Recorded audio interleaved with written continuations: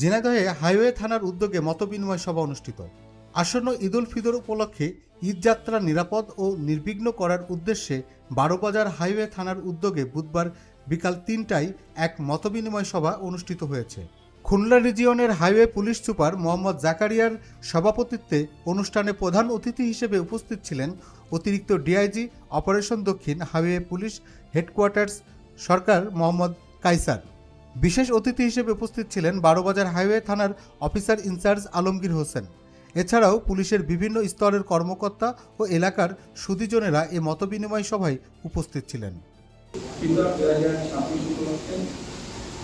অত্র অঞ্চলের মানুষ ঢাকা থেকে আসবে, ঢাকায় যাবে এবং অত্র অঞ্চলের ভিতরে বিভিন্ন ব্যক্তিগত কাজে ঈদ উপলক্ষে ঈদ সংশ্লিষ্ট কাজে তারা বের হবে।